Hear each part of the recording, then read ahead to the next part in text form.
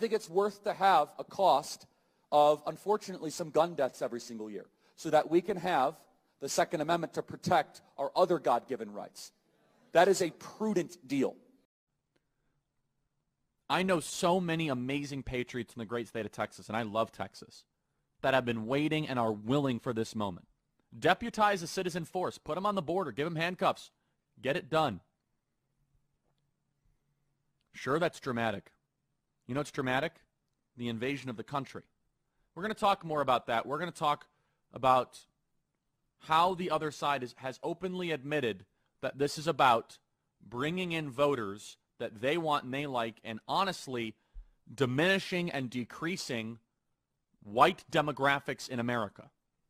We're going to say that part out loud because so many people in the corporate media are afraid to talk about it. A man who calls himself trans is wearing woman face no different than I would wear blackface trying to be a black person. I understand. And it's assuming an identity that isn't yours. I think it's the intention behind it. The intention is completely irrelevant. It's the action that we must judge. The spiritual battle is coming to the West, and the enemies are wokeism or Marxism combining with Islamism to go after what we call the American way of life.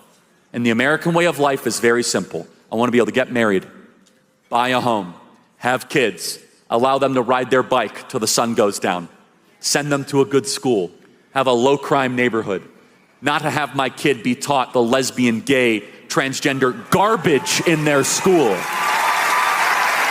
while also